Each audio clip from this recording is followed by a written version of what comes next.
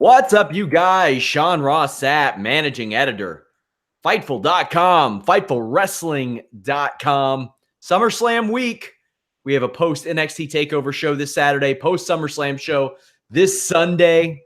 It's going to be a lot of fun.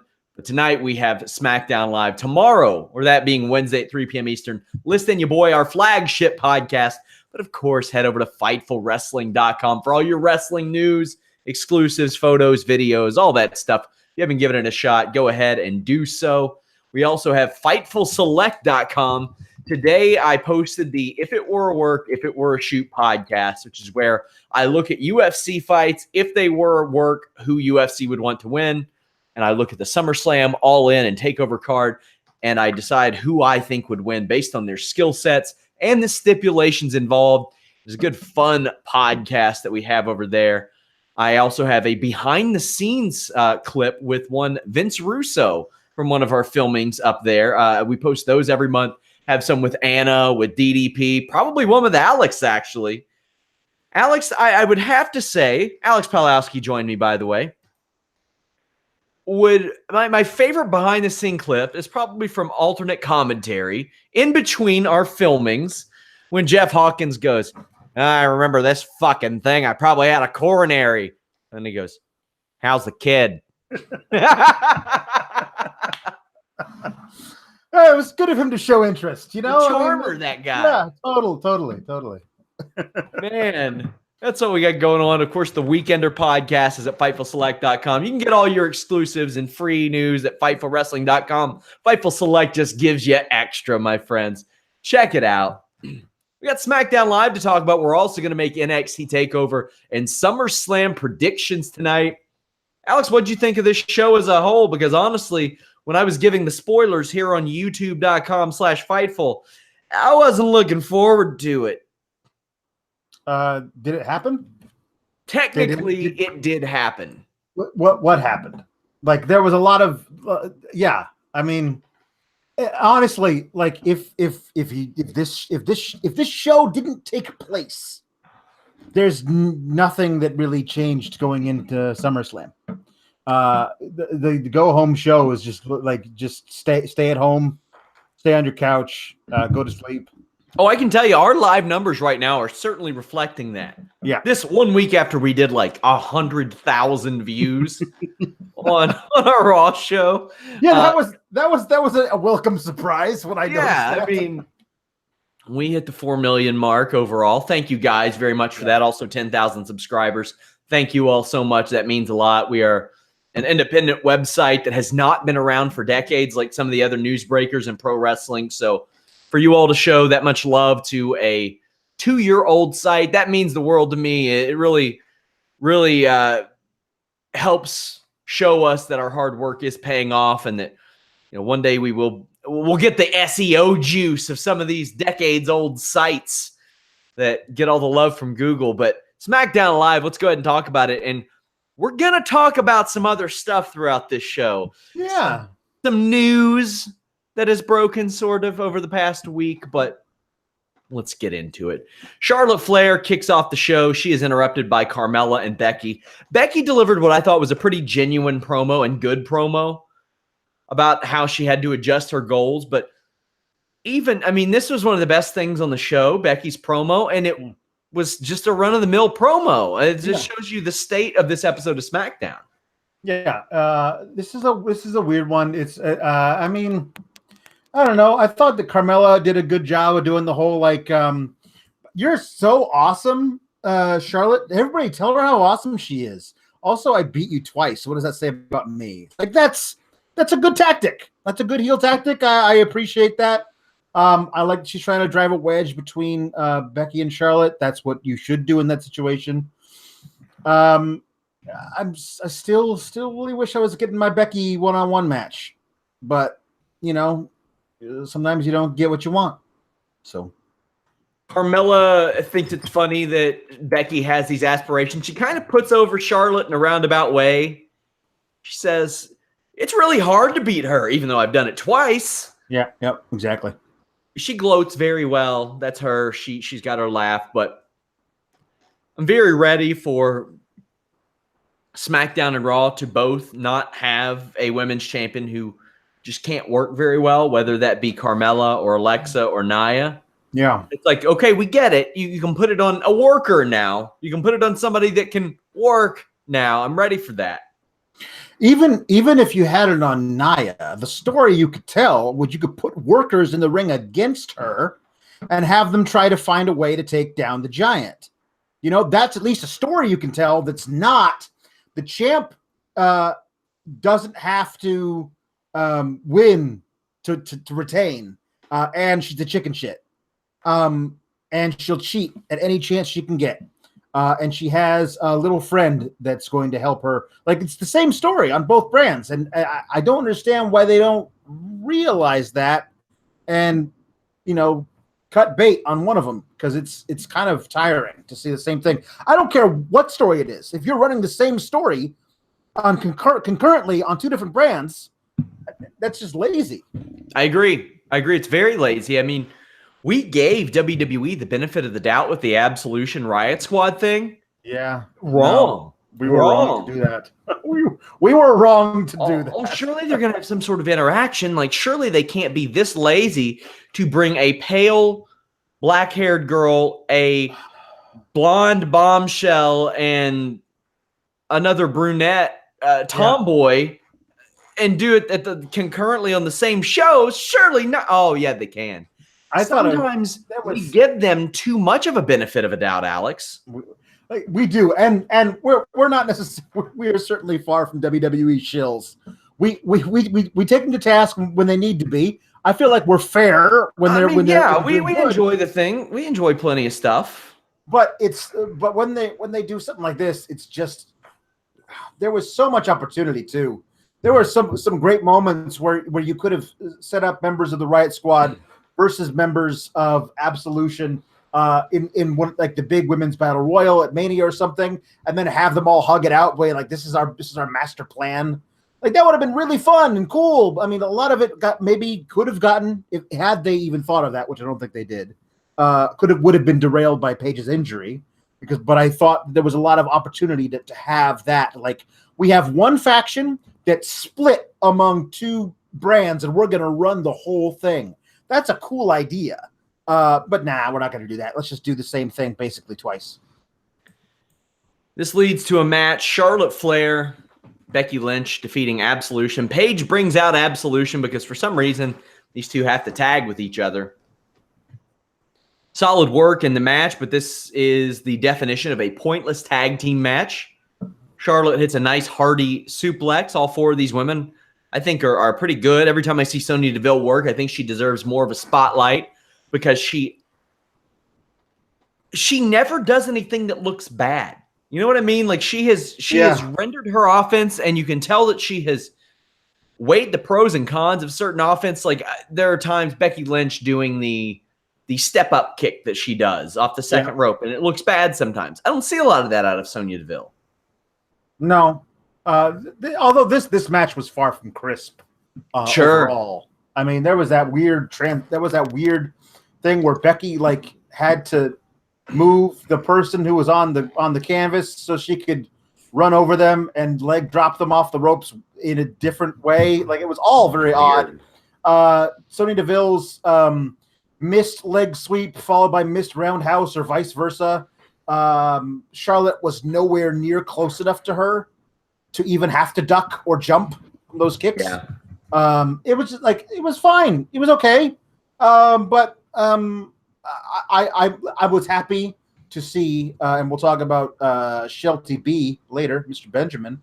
Yeah. But I was happy to see a lot of the people who've been off TV for a while get a little run before SummerSlam. And listen, SummerSlam is the second biggest pay-per-view of the year. The Monday and Tuesday after SummerSlam, there's going to be major stuff that happens. People are going to get called up. Brand new storylines are going to start. There's a lot of opportunity for, hey, Shelton Benjamin can actually get a storyline or be part of something coming out of SummerSlam. Same thing with Absolution. They could actually have something to do. So it's nice to get them in front of our eyes and remind us of who they are right before the pay-per-view in case they have something to do afterwards. Becky's boot being untied almost gave me a goddamn panic attack. Yeah, no, that's never good. I was worried. Corey Graves is very happy to see Mandy Rose. I like that's a continuation. Carmella on commentary. Charlotte and Becky have an awkward conversation backstage after the match. By the way, Becky won with a nice combo that led to a disarmer. I like that finish. The awkward conversation, I guess, just kind of set the tone. Whatever. Sure. Yeah. 3 jobberskis come out and get obliterated by the Bludgeon Brothers. This trio of turds gets heaved around ringside. Then the powerbomb flying clothesline finishes them off. Not a good looking one, that powerbomb flying clothesline. No, they do other things much better. I love it when they just run a guy into the other dude's big boot. That should be the finisher. When Rowan just heaves you into Luke Harper's foot, that's great. It looks brutal. That's finish, guys. All the other like intricacies of I'm gonna do a power bomb into it. No. Also on the version, why are we doing this with the Bludgeon Brothers still? Like they're the champs now. They've been champs since like Mania. Or this before that, working. Since Fastlane. This just isn't working. No, but I'm not ready to give up on the idea of Harper and Rowan together as badasses because that's really good. This isn't working, and it's not helping it when you say, "Hey, let's put in 3 small goobers and have them fight them like a squash match." Why? A squash match is how you establish a new up and coming monster tag team, not the champs. Yeah. Like I don't understand what this does. It doesn't help them. Like I guess the other thing is that a lot of the teams that I thought you could put them up against in this spot are actually over on Raw. Like the Ascension, no, can't do that. Heath and Rhino, no, they're over there. Breezango, well, you couldn't do that because Fandango's out. Titus Worldwide, no, they're over there. I don't even know. I mean, the problem is that you have a team like Sanity, who's really, really good, who's being used as the fodder team on SmackDown, and that we'll talk about that later. And they have plenty of fodder teams to pick from on Raw, as you mentioned. Yeah, it's just wrong. I don't like that they're doing this with the Bludgeon Brothers going into SummerSlam. It's not a good look.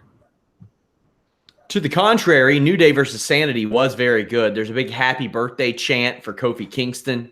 Corey Graves says he's 50 years old. Killian Dane, your boy, wearing a singlet.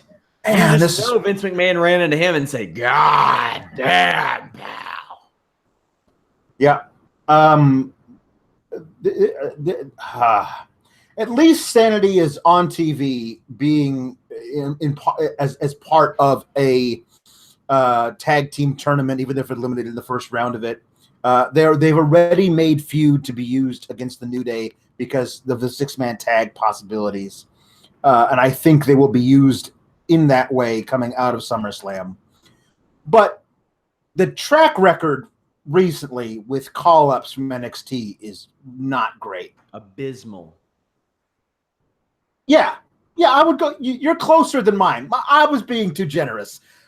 Abysmal. Yeah. And Sanity is one of those things where I'm like, this team was totally unique, especially when you added Nikki Cross to that. Like a intergender faction, like that's so cool. Where you had one who was in the women's division, you had a guy who did primarily singles matches for a while. You had 2 great dudes as a tag team.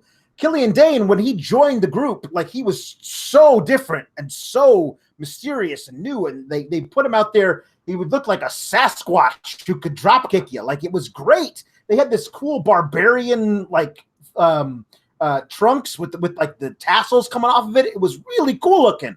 And he gets to the main roster, and they for a while they had him working a t-shirt, and now they put him in this singlet, which is designed like it has Sanity written on the back, but it's in navy blue and red, which is not their color scheme at all. Like it doesn't make any sense that they've taken this really special team and made them not special at all. Like I don't know why you would do that. I feel like it seems like Vince's idea is like that NXT is like the minor leagues. And when you one of my followers on Twitter, or I think he responded to a tweet of ours and said, They took everything that screamed everything away that screamed chaos and put him in a singlet, which screams control trained amateur wrestler. I couldn't agree more. Absolutely. It does feel like Vince looks at NXT as like the minor leagues. When you call up a guy from the minors to the majors, that guy's needs some more seasoning. You might put him out in the right field, give him a couple of at bats. Maybe he's good, maybe he's not. If he's not, you send him back down. But the whole thing is you don't send them back down. They're just up here and you have them up there. And instead of like in the real sports where you put him out there and let him see what he can do, in the WWE, you can write in that he strikes out on 3 pitches looking. And that's what you've done. You've written in that this guy is a failure coming up out of the minor leagues, which doesn't make me want to watch his career from then on. Over and over, wouldn't it be great if you could write it where you call up a guy who hits a grand slam at the bottom of the ninth to win the thing. All of a sudden, you've got a ready-made hero. Oh, yeah. You're not going to do that. You're going to do the opposite. It's stupid. Well, there's a nice high-low that Sanity hits where Dane gets a kick to the back of the leg, and Wolf hits this flying shoulder block. Wolf has developed into a very good worker. We get a WWE picture-in-picture commercial followed by a regular commercial. Whoever formats these is a total dickhead. Woods gets a hot tag and sees him land a tornado DDT. Now, I like this match, but this spot was dumb. Mm-hmm. The ref stops counting the pin. It should have been a 3 for Woods right there. Yep, right there. It should have been. It could have been a 4. Yeah. But for some reason, because he sees Eric Young diving off the top rope, he stops counting. Why? Tough shit, Eric. It looked like he was trying to get out of the way, like he thought the elbow drop was going to hit him, which at least that ref made it look like that. But it was not good. It was not. This is 2 nights in a row where we got a bad pinfall. It didn't work right. Young Death Valley drivers Woods onto Dane's knee. That was really cool. Kofi gets a trust fall and then the midnight ride on Dane. That was impressive. Yeah, that was impressive. That was awesome. This is why I look at that. I did my if it were a work, if it were a shoot this week, and one of them was the Bludgeon Brothers against New Day, and I'm like, you know what? Amateur wrestling experience from Xavier Woods and whatever the hell Big E's got. I think they're taking the Bludgeon Brothers in a shoot. Yeah, I do. I think that the Big E could just literally throw Rowan all over the place. Yeah. And listen, the thing about Big E is he's incredibly impressive in his strength. So yeah, if you actually allowed Sanity to be as good as they were in NXT, a New Day versus Sanity feud would be all kinds of awesome. Because Killian Dane was really, really impressive in those 6-man tag matches. Like last year at War Games. In War Games, he was so amazing in that match. So yeah, there's a lot of stuff you could do, but breakout performance, I thought, for him. Yeah, it was. We see Jeff Hardy back on SmackDown. In progress. Neither he nor Shelton Benjamin look at their best physically, Alex. But there are still glimpses of brilliance. Shelton has to help Jeff connect on a whisper in the wind. The superplex looked nice. Jeff wins with a twist of fate. That's really all there was to this match. It was a pretty abrupt match. No entrance. But Nakamura comes out to attack. Jeff Hardy hits him with a twist of fate. And then a swanton, because you know he's only doing one of those tonight. Yeah, that's right. He ain't doing 2 of those. No. So, I mean, fine. This is to set it up. But then we see creepy Randy Orton. Even creepier, given the happenings over the last week, which we're about to talk about. Yeah. Creepy Randy Orton looking. He's not in this match right now. No. So he's just hanging out. Just hanging out backstage. Oh, literally hanging out. Yeah, hanging out. Just, probably not washing his hands. He's definitely not doing that. Let's go ahead and talk about this because there's really not that much to talk about this Jeff Hardy match. No, it really isn't. So, WWE tells me that they are investigating this. I'm sure they told everybody that reached out that they're investigating it now, considering it happened. How long ago was this supposed to have happened? I would imagine 2005, 2006-ish. Yeah. based on when Court Bauer was there. Court Bauer, who, I've interviewed multiple times on this website, youtube.com/Fightful. Type in Court Bauer. You'll see our interviews. Helped me with a couple of my long forms. He said, quote, for every new writer that would show up, he comes in the room and puts his hand down his pants, pulls out his dick, touches himself, then says, I'm Randy Orton. Shake my hand. Oh, you don't want to shake my hand? You're big leaguing me? That's fucked up, man. Should I tell Vince and Steph you won't shake Randy Orton's hand? End quote. Now, I got some flack a couple weeks ago when I did an interview with Matt Riddle, perhaps his last interview he'll ever do outside of WWE. And we spent about 5 minutes talking about the etiquette of handshaking. And him even joking around saying, sometimes I like to keep a messy hand. Maybe I don't want to shake your hand. You know what? More respect to Matt Riddle. He ain't flipping his ding-dong out at you. Now, keep in mind, Randy Orton, shit in a bag or two, allegedly. Yeah. Mr. Kennedy has told a story about Randy Orton teabagging his wrestling boots. Yeah. In which Kennedy said, Randy, we're the only ones here. There's nobody else around for this to be funny to. Why are you doing this? What's going on? When Marvin Gaye wrote the song What's Going On, he wrote it about Randy Orton dipping his ball sack into wrestling boots. Yeah. We thought it was about all this other stuff. No, Marvin Gaye was worried about balls in boots. Yep. Yeah. Make sense of this, Alex. Oh, it's impossible to make sense of. Listen, the best I can say is it was a different time because it was. There's no excuse for it, but it certainly explains why nobody said anything about it. But he can't be doing that now. Yeah, I mean,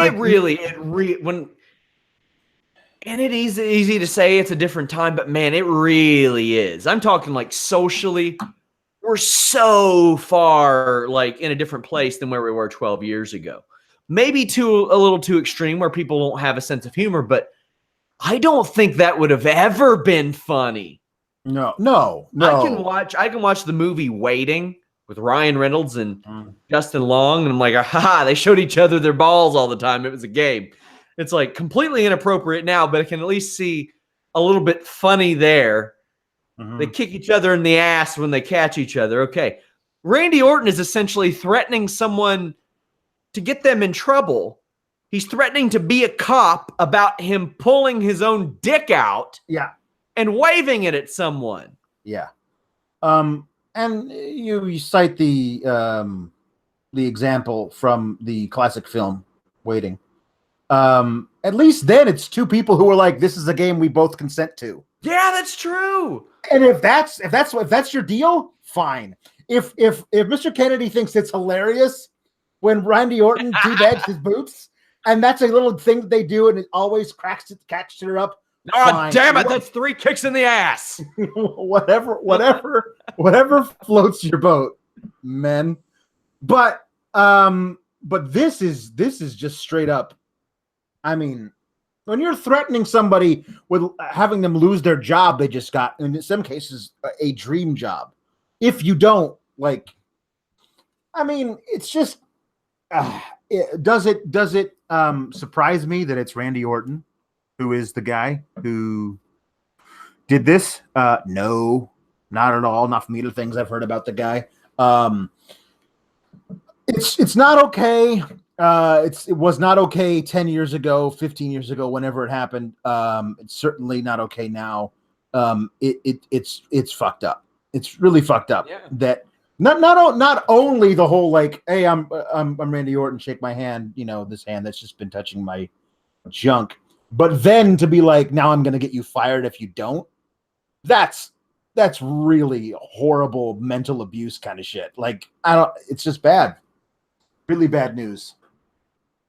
So this podcast was from 2012. And somebody just happened to listen to it and Court Bauer confirmed it. And it's like, man, that's the thing for me. The biggest thing ever. It's like, this has been public knowledge for 6 years, and now there's an outcry. I mean, like, I can't.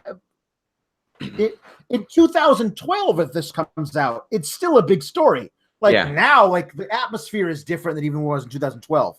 But if it comes out then, if it goes viral then, it's still going to be a big story. So yeah, it's just crazy. So Randy Orton maybe, I don't know, doesn't feel secure right now. Yeah. Just flipping his hog around. Yeah. Maybe a little inappropriate. Yeah. If you want to go about things the right way and you want to make a better impression, I think you should probably just use Blue Chew. Yeah, yeah. I mean, if you do want to consent with another person and say, that's very important. It is very important. Use Blue Chew when there's consent involved. What is also important is impressing that person. Because you don't want a story like this to emerge. One, when there's no consent, and two, you just deal them with just a boo. See, I find that consent is very important, but only less important is second time consent. And one way to get that is to make sure you use Blue Chew the first time. You're right. You're right. You know? Use that code Fightful. You will get your first shipment free. Just pay $5 shipping. BlueChew.com. That's like the color blue. They are at Get Blue Chew on Twitter. Hit them up. Let them know you heard our plug. Let them know that you heard about them from us. They bring you the first chewable with the same FDA approved ingredients, as Viagra and Cialis, so you know they work. Take them anytime, day or night, backstage even on a full stomach. Since they're chewable, they work up to twice as fast as a pill, so you can be ready when the opportunity arises. I'm telling you this, Alex. Nobody's going to hesitate to shake your hand following this experience. Probably true. Yeah. Yeah. They're made in the USA, and since Blue Chew prepares and ships direct, they're cheaper than a pharmacy.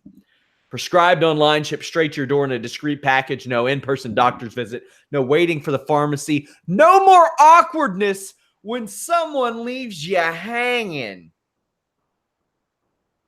with the handshake. BlueChew.com. Use that code Fightful. Like I said, even if you don't use it, let them know on Twitter at GetBlueChew where it came from.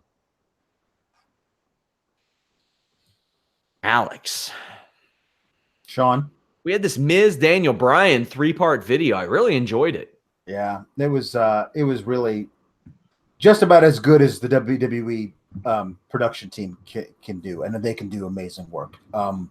It's amazing. It also is kind of amazing to me that it worked out this way, because I don't think when they pair Miz and Daniel Bryan in 2010 as NXT rookie and mentor, they have any idea that 8 years later it will be culminating in this, especially with all the steps that they went on along the way.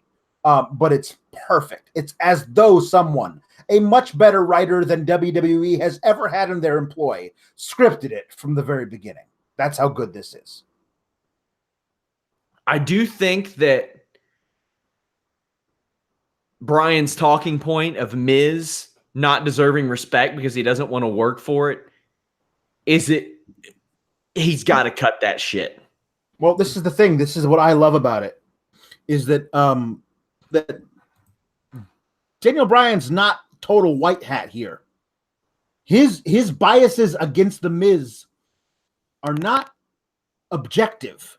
Like, he feels a certain way about the Miz that he goes, okay, you can stand back from it and go, okay, I agree with you on these points, Daniel, but not on this point. And he is so wrapped up in it that he's not going to concede that, even though a lot of people would say that's wrong, man. He really has paid his dues. But according to Daniel Bryan, the Daniel Bryan who spent 10 years, wrestling in Japan before he even set foot in WWE, no, the Miz is a reality star and he's always going to be. Now that, I don't necessarily agree with that. And that's what I kind of like about it, that it's not just this guy who's, who we always root for, Daniel Bryan, being right all the time. he can be wrong about that part of it, but overall, we still want to see him beat The Miz. Like, I like that there's that one shade of gray there. But I agree with you. When he says that, he is incorrect. I agree. So Daniel Bryan also now advertised for SmackDown 1000. He is advertised for an MSG show. He was revealed to be the focal point of the WWE 2K19 game today. Yep. I'm just saying, guys. Yeah. I told you so. Yep. Miz. Now, I don't know if it's a new season because the press release didn't say anything about new season. USA Network sent me the press release announcing that Miz and Mrs. were picked up for, I think, 14 new episodes. They were given a 6-episode trial run. Now, I had zero doubts that with Chrisley being on this show and being getting good numbers that Miz and Mrs. would. They went from 1.4, 1.3 to 1.2. Those are still insane numbers for that type of show. Yeah. And a lot of people will say, oh, well, they got the SmackDown lead in. That they want it. That's what they want. They love that. My wife loves this show. My wife is a Marjo fan, a Marjo maniac.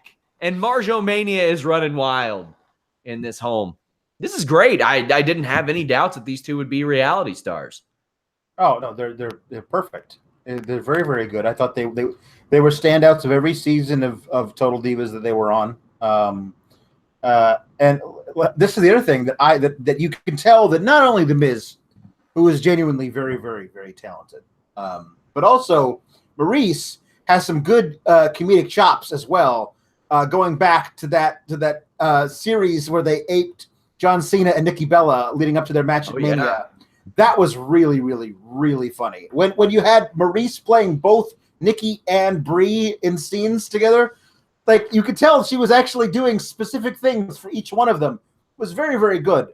These guys are very great. And I mean, like, it takes, I don't know, talent isn't the wrong word, but it takes a certain kind of person to really open up your entire life, especially at times of, we're having a baby right now, to these cameras, and to make it feel natural while also being perfectly polished. They're naturals at it. So yeah, I'm very happy to see that they've been rewarded in that way. So I thought the video series was great, especially when you don't have either on the show. Right. I hope to God they didn't fly these motherfuckers out there. Right. For that. I hope they gave them the day off because it's going to be a long weekend. But this was really one of the highlights of the show, and that's sad because it was all stuff that we haven't really seen before. And Daniel Bryan is not the best at reciting this stuff and reading it off. Andrade Cien almost defeated Aiden English. Aiden English sings a song, and the match gets started kind of abruptly. It's a very short match again. Almost hits his great spinning back elbow. Knees in the corner, hammerlock DDT. I love the way that Andrade Cien Almas is setting up these spinning back elbows. They are beautiful. This week it was a teep kick, which is a front kick where the toes kind of catch you in the ribs. And ironically, you're not supposed to be able to kick with the toe of your boot in wrestling, but who gives a shit? It was beautiful. Aiden English blocked it, and that set up the back elbow. Really, really great. Probably would have been better if I saw more than a minute of it. But Rusev and Lana come out and cut straight up babyface promos. That's so cool. That was so nice to see. Yeah. They're really doing it. That's good. Yeah. I mean, at least for Sunday, the crowd will be firmly in Rusev and Lana's corner, and that'll be a lot of fun. Man. This was very good. It's the direction that they need to go with these two. Not these really two, these three. They're more likable with all three of them. They really are. I liked it. The whole point was Aiden coming out and trying to, absolve himself for the mistakes that he's made. That's good. I really like Zelina and Andrade together. I think that even though he was kept off TV for such a long time, inexplicably after he was called up, now he's firmly a major part of SmackDown, as he should be. And I'm interested to see This is the kind of guy who deserves to be in the upper mid card, if not the main event scene of SmackDown Live. And I hope he's there by like Royal Rumble time. Let's talk about this weird ass main event segment. My God. So backstage, we see Paige asking Samoa Joe to be a little more professional. And I love the dynamic these two have with one another. They play off of each other great. Samoa Joe pretty much says he's going to do whatever it is he wants to do. Incredible. Awesome. AJ is asked by Paige to keep things professional tonight as well. Sure. Paige is a great general manager. Both in her performance and her character is portrayed as an excellent general manager. And I like that. Yeah. I like the general managers that I'm watching on TV to seem like they're worthy of that position, unless the storyline is that they're not. Right. There's no bumbling Kurt Angle, no Mick Foley not really knowing what the hell is going on. Daniel Bryan always felt like he didn't want to be there. Like he'd rather be in the ring. You know what I mean? Yeah. But Paige, you really feel like she kind of knows what she's doing. You know what I mean? Like for being in the business for her entire life, and there's family runs promotions. Exactly. She doesn't. There's no missteps. Like when she makes a decision, it feels like she's got confidence in it. And she moves right along. There's not a lot of like, I don't know, like we haven't seen Shane McMahon anywhere near where I haven't even talked about Shane McMahon as the commissioner of SmackDown in forever. Meanwhile, you have to have basically two general managers on Raw. One, the bumbling, babyface who hates Brock Lesnar, and the other guy who, runs to mom and gets tattles on her.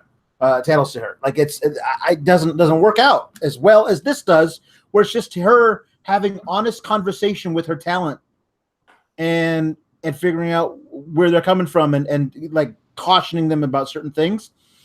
And I feel like she's not laying down the law necessarily, but they at least respect her. Like it's cool to have Samoa Joe like have a conversation with her and not back down, but also not belittle her. Because you could easily, that's the thing I'm worried about, is especially in WWE, having the heel male talent belittling her and condescend to her like they don't need to listen to her because she's young. Exactly. And a woman. I love that Samoa Joe isn't taking that tack at all. Is she the youngest general manager ever? I mean, I'd be surprised if she wasn't. I mean, unless Stephanie served general manager when back in 2000 or something, and I forgot about it. She's about to be 26, but I mean, Stephanie, I think Stephanie McMahon, how old was she? Yeah, Stephanie was like, she was an authority figure at about 23, so yeah. You could argue that. So AJ Styles comes out and says that Samoa Joe took him to a dark place with his statements, and Samoa Joe, very short on time, mind you. This went over a little bit. Comes out and reads a letter from a fan who says that they've lost AJ long ago, and he reveals that it was AJ's wife. And then, boom, the show's over. Yep. This was very awkward and abrupt. Yeah. And weird. And very weird. Especially because of AJ's reaction throughout the entire thing, which, he was not on mic, but it was like, come on, man, what is this? Is this that bitch Claire Lynch? But the thing is that he's not doing that at all. He's laughing it off the entire time until he gets to until Samoa Joe reads the name. And for me, I kind of had a vague memory of Wendy Styles being AJ's wife, but I don't know if the entire audience knows that. Or in my mind, I was like, is Wendy Styles AJ's mom? I didn't understand his sister. I don't know, because it could have been any of them. But it makes sense in context for it to be his wife, but still, okay, so either A, AJ's wife wants a divorce and actually sent this letter to Joe, or B, Joe's lying and made this whole thing up, and does it change anything for their match at SummerSlam? Like it makes AJ want to kick his ass, but wouldn't AJ like call his wife and say, "Hey, did you write Samoa Joe this letter?" And she would say, "No, I didn't," or "Yes, I did," or she would lie, or what? Like that's a whole thing now. That's a whole off-screen storyline that immediately in kayfabe you have to have AJ call his wife and go, "What the hell?" And she goes, "I don't know what you're talking about." And does he trust his wife or do he trust Samoa Joe? I mean, it's a weird thing to like introduce now 5 days before their match at SummerSlam, which really, I didn't need any of this crap. Just have them wrestle like Samoa Joe versus AJ Styles in a WWE ring at SummerSlam. That can be enough. You don't need to add all this other bells and whistles crap. Just let them do great wrestling. Here's the thing. Here's a great motto and how I view WWE at this point. Let them do great wrestling is a rule you should probably follow. You can deviate from that, as the case may be, but if they can do great wrestling, just let them do great wrestling. And everything else will fall into place. Yeah, I think they have enough history. And they tried to utilize that history a little bit, but I think that fell a little bit flat. I don't think that it necessarily worked.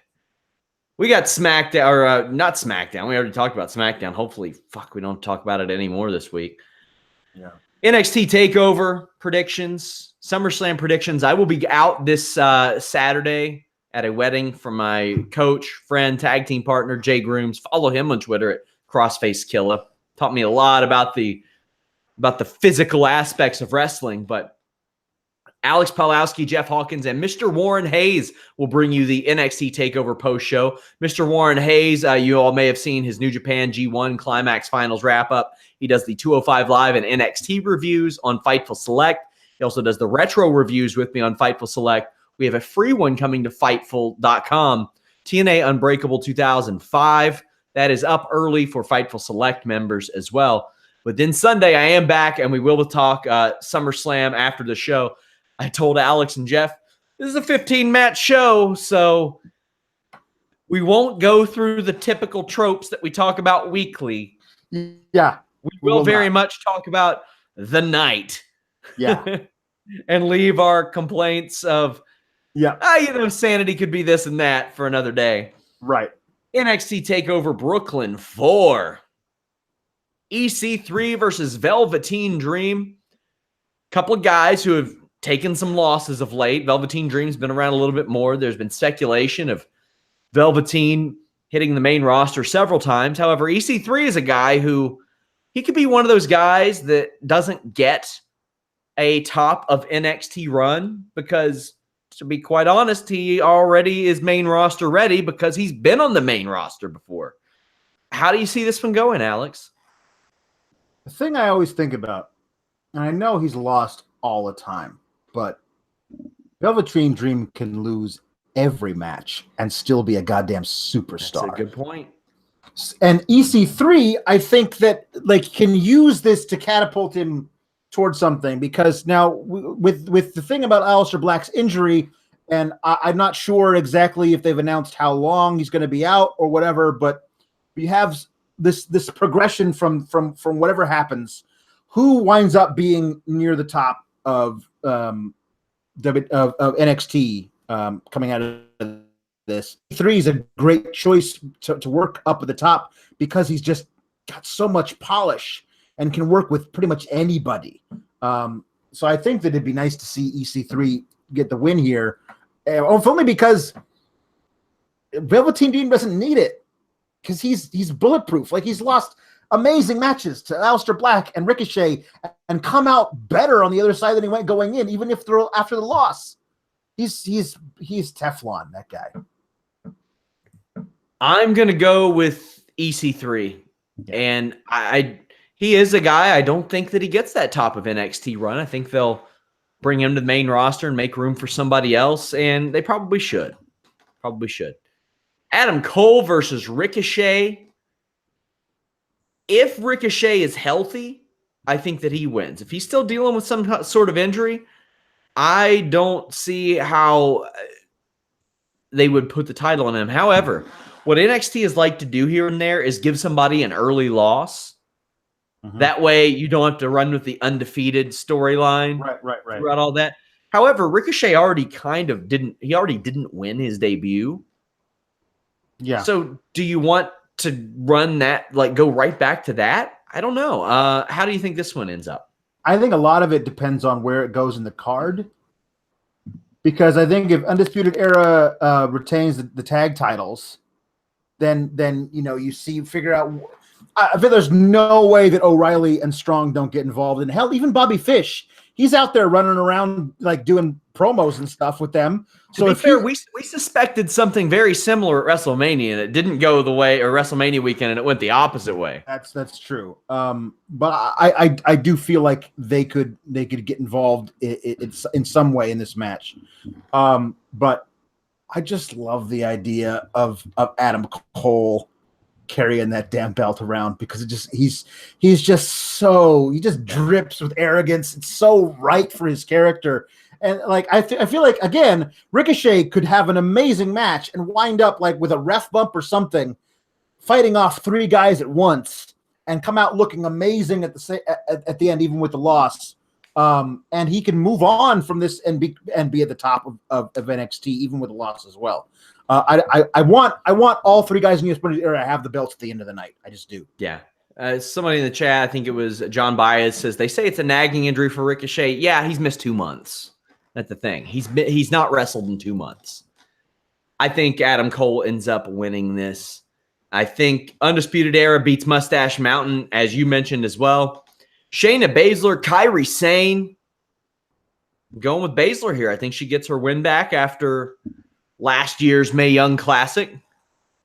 And I think she moves on to Evolution to defend against, or not defend against somebody. That's where the Mae Young Classic is determined. But I'm sure she'll wrestle at Evolution. But I think Shayna Baszler wins this. Yeah, no, I think Shayna does too. It would be interesting because I think that the way it works is that NXT Women's Championship is defended at the Evolution, and the winner of that match is the champion and will face the winner of the Mae Young Classic at the next Takeover. I think that's the way that they said it was going to work out. Either way, it would be kind of cool to see Kairi Sane versus Io Shirai. Yeah, Io Shirai. That'd be kind of cool for all you Stardom fans out there. But no, Shayna, God, she is just perfect as this bully champ. She's doing such great work, and something I honestly did not think I would see. Like I didn't expect this from her when I saw her in the Mae Young Classic. I thought, wow, it's kind of a cool persona in ring. I did not know that she was going to be so great out of the ring at performing this character. There were a lot of scoffs when Matt Riddle and Shayna Baszler jumped to pro wrestling. As a guy who covers MMA as well, there was some scoffing and some people saying, "Oh yeah, I bet that'll work." Yeah, it worked. It worked. Tomaso Ciampa defends the NXT Championship in a last man standing match against Johnny Gargano. I think that Ciampa sends Gargano spiraling further down into despair, Alex. This is everything that I wanted it to be coming out of the last Takeover. That Mauro said it in an episode of NXT where he said, he quoted the Nietzsche quote that if you're going to fight monsters, take care that you do not also become a monster. Like, and that's what he's become. He's just spiraling out of control. And I think I'm watching this storyline being told, thinking about how it goes back all the way to the Cruiserweight Classic 2 years ago. And I think to myself, thank God these guys are in NXT, because in WWE would never think to attempt to tell a story like this in this iteration of WWE, the main roster. It's so brilliant, and I can't wait to see where this comes out of. But I agree. I can't imagine Johnny Gargano beating Tommaso Ciampa as far as the storyline goes. However, I will say this. I'm really disappointed that Aleister Black got hurt, because there's so many storytelling elements coming out of a triple threat match where Tomaso Ciampa, where Johnny Gargano has to save Tomaso Ciampa from being pinned by Aleister Black because he wants the title for himself. There's all kinds of things you can do with that, and we're not going to see it because of Aleister Black's injury. So it makes it kind of disappointing. I have somebody in the chat saying Shayna has no one left to face. What, mate? Wait, what? What, mate? What? There are 3 or 4 I can think of. Like Candice would be a cool one. They're doing that stuff, but the one I want to see is Bianca Belair. There's 2. Give me Bianca Belair versus Shayna Baszler. How about whoever the fuck wins the Mae Young Classic for one? That's definitely happening. Like Io Shirai versus Shayna Baszler. How about this? Whoever loses the Mae Young Classic, there's 4. Yeah. My God. Yeah. What are you thinking of? What are you thinking? Don't say that. No. SummerSlam 2018. The Elias live performance. Who interrupts it? Is it Bobby Lashley again? Probably. Good. B Team versus the Revival. I'm pulling for the Revival, but I think the B Team dumb luck streak continues. I think it does as well, and that is going to make me very sad heading into the main card. I was listening to the Eric Bischoff podcast this week, and they talked about how stupid the reviving elbow was when Hulk Hogan was incapacitated and Randy Savage hit him with an elbow to wake him up. That is a B Team spot. That is a spot where Bo Dallas is out, and Curtis Axel's looking around. He's like, how do I get him up? And he elbow drops his own guy and wakes him up. That should be a signature spot for them. It should be. Bludgeon Brothers, the New Day. Bludgeon Brothers are probably winning this. They probably are, yeah. Miz versus Daniel Bryan. I don't know how you could do this story and not have Daniel Bryan win this. Unless they're extending the feud. Unless they're saying, okay, well, now we're going to do this for a while because people's reaction to this has been, God, I can't wait to see this. I want to see more of it, possibly. Then they say, okay, well, Miz is going to get the first one cheaply, and then we're going to see a rematch. That's possible, too. But yes, I agree. If I was doing it, I would definitely have Daniel Bryan win this match. Finn Balor is beating Baron Corbin. 1,000%. Shinsuke Nakamura, Jeff Hardy. Nakamura's winning this match as well. Nakamura's winning this match with the assistance from Randy Orton hitting an RKO on Jeff Hardy. That whole situation gives right in the penis a whole new meaning. It certainly does, now that you mention it. Yeah. Cedric Alexander, Drew Gulak. Cedric Alexander has been your cruiserweight champion since WrestleMania. How do you think this one goes? It's tough. I think it's time. I think it's time for somebody else to have it. Drew Gulak's got a ready-made faction with Gallagher and Kendrick as his henchmen. I think that works. It gives something for Cedric to chase. They've done this thing now with Mustafa Ali where he's got quote-unquote exhaustion and will be off TV for a while until he's quote-unquote recovered. If Drew Gulak has the belt, when Mustafa Ali comes back and Mustafa Ali is able to beat Drew Gulak, who's been his nemesis since the beginning of 205 Live, then you have a tension between Cedric and Mustafa Ali. You know, there's a lot of stuff to do there. Or they could be doing the thing where, like, Neville had the cruiserweight title, this new iteration record for longest reign. So we'd like to scrub him from the record books. Thank you very much. So Cedric, you're going to have this thing until next February or whenever it is. They could be doing that thing too. Yeah, I think. Ah, man. I don't think they put enough juice behind Drew Gulak for them to put the title in. I mean, when Cedric was getting the title, you saw it beyond 205 Live. You know what I mean? Yeah. Like you saw it blasted on their social media all the time, like a lot of that. Yeah. Carmella, Becky Lynch, Charlotte Flair. I am ready for the Carmella deal to end. Yep. I just don't know that it will. I think that maybe Becky and Charlotte cost each other the match and Carmella ends up winning. Yeah. I could also see something along the lines of Charlotte screwing over Becky to get the pin on Carmella, kind of a thing. Becky hits something, or Becky has Becky has her in the arm bar, the disarmer, and Charlotte knocks her off and puts her in the figure 8, something like that. Or you know what? I guess it's impossible to put Carmella in both submissions at the same time and have her tap out. That would be a kind of fun way to do it, but you have to be on your back for one and on your front for the other. So I'm not really sure how that would work. But yes, let's get it off Carmella. If we could, please. Stroman versus Kevin Owens, Money in the Bank contract on the line. Stroman can lose via countout or DQ, which leads me to believe he will via one of those. Or else, why else have the stipulation when you can control it? Yeah. I think Owens is winning this. I do too. It's really a shame because they had an awesome opportunity when they gave the case to Braun that he could just come out the next night on Raw and say, all right, Brock, meet me here at this time, and I'm going to beat you. I think that would have been an amazing thing they could have done, and they did not do it. And it's honestly, all it's been is a prop for Braun to carry when he's running around chasing Kevin Owens. So, yeah, if they're not going to actually use it, then put it on a guy who might, which is Kevin Owens. Yeah, there is very little about Braun's run as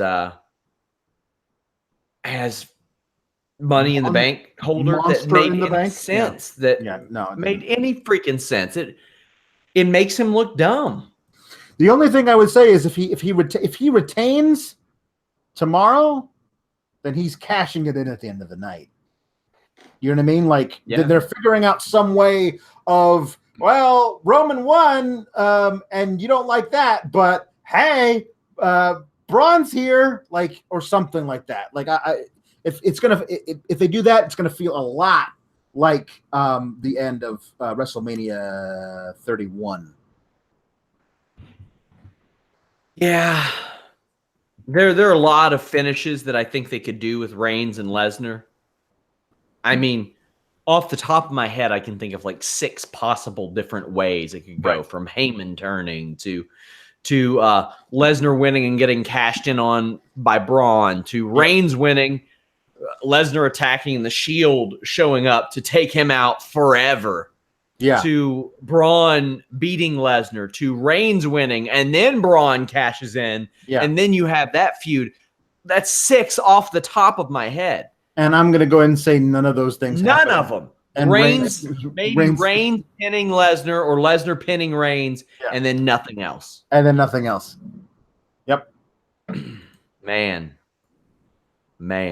Alexa Bliss, Ronda Rousey, Raw Women's Championship. You already had the finish last month. Do they do it again, or does Rousey win? God, this is the thing. Is I would not put it past Vince to say, no, I like my chicken shit blondes being the tag champs, the women's champs. Thank you. I'm just going to let that keep on both Ronda became a chicken shit when she saw that bat last night. That was hilarious. That was funny. Listen. Oh my God, there's a bat.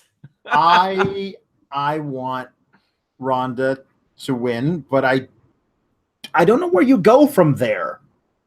Like, Sasha and Bayley are doing other things. Like, I don't know who she feuds with.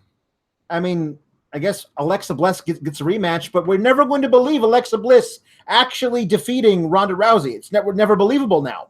You've ruined that. So there's other things you could do. I'll tell you what, I don't know how you could actually make this thing work, but I'd watch an Ember Moon versus Ronda Rousey match. I think Ember Moon's athletic enough to get away from Ronda Rousey whenever she needs to. You know, that would be interesting. But I don't think they're going to do that either. So my gut tells me Vince really likes having Alexa Bliss as his champion, and he's going to keep it that way. AJ Styles, Samoa Joe. AJ Styles has had a really, really long run as champion, especially in this day and age for a guy like that, at his age even.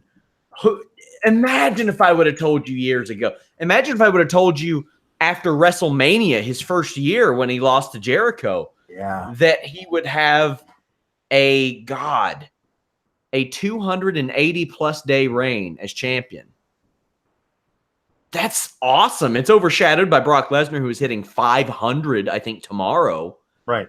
But that's an outstanding run.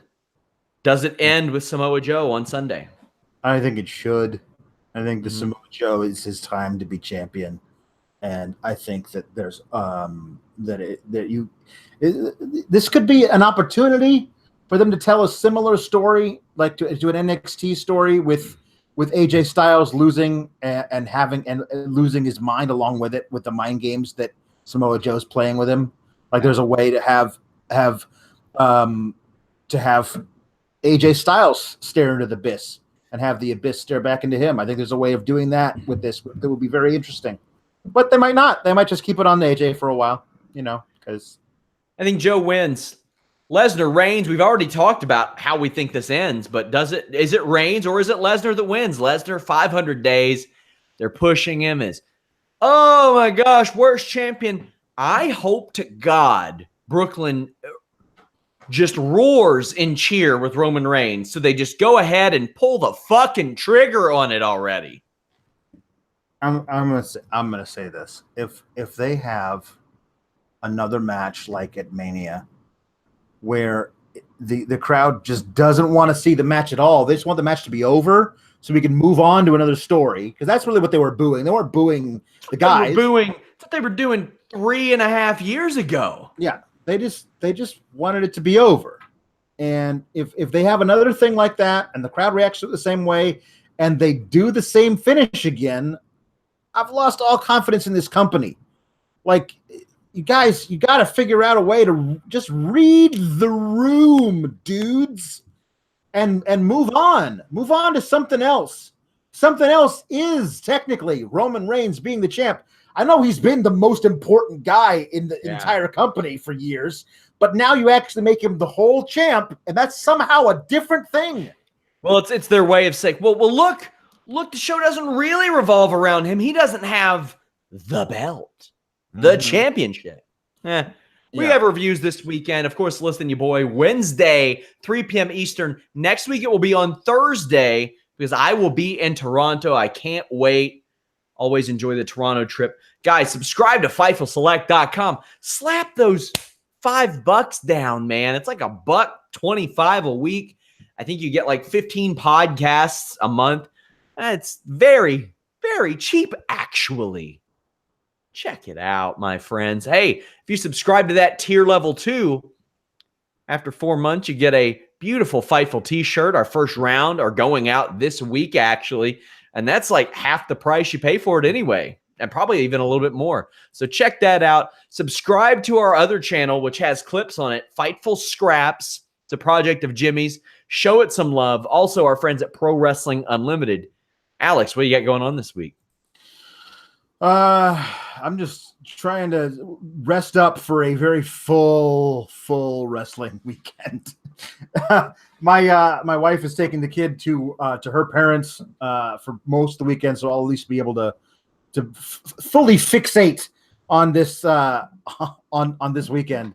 I did want to say that an all-timer backstage video with Kevin Owens hiding in a limo, which I just retweeted. Again, he's a national treasure, and I will not entertain any arguments to the contrary. It's a Hall of Fame video. You've got to go watch it. I just retweeted it. Guys, follow me on Twitter at Sean Ross Sapp. I release my match ratings and podcast notes for these shows the morning after. Check them out. We are out.